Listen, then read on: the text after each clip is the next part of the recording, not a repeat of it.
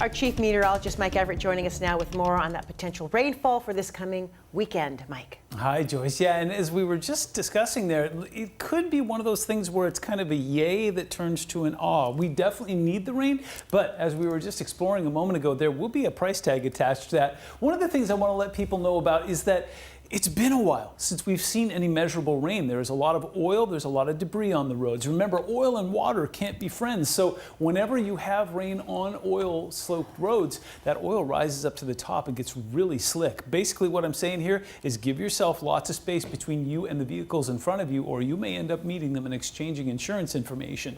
The other thing too is it's going to get windy. Now, not anything that's going to fire up a wind advisory or a warning, but just remember, a lot of the trees haven't really experienced fall yet, so they're still heavy with leaves, and if they get some wind on them, a lot of branches could be breaking. That could cause some power outages, so make sure that you've got your game all set there in terms of candles, batteries, and everything you need in case the power goes out. Then, as we were just discussing there, debris flows near recent burn scars can create flash flooding because there's no root structure to hold anything in place there, and you've got a lot of that charcoal that floats very easily, so that can pool, pond, and create some flash flooding concerns downstream. But let's focus on the positive. We are currently under drought conditions right now. In fact, because we haven't had any measurable rainfall in a while, we've kind of lost ground from where we were earlier this year. This is one of the forecast models that indicates what's going to happen between now and Monday, and I think we're going to catch up there and really make a lot of ground over the weekend, and that's just the beginning.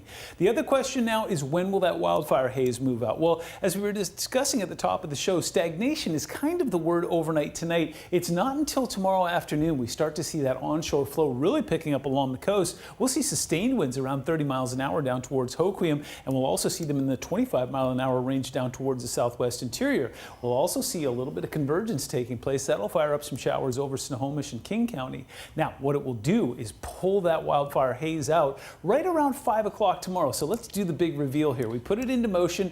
All of that haze basically sitting over top of Puget Sound. And then finally, right around 5 p.m. is when we notice that clearing taking place. You'll see a lot of that haze really starting to trail off towards the east there and clearing western Washington once and for all. The other thing, too, that we're really looking forward to is the potential to get some of that rain down and end fire season. Stick around. During the next half hour, we will talk about timing and totals and take a look at the storm potential, because the 7-day forecast has plenty of lowland rain and mountain snow coming up.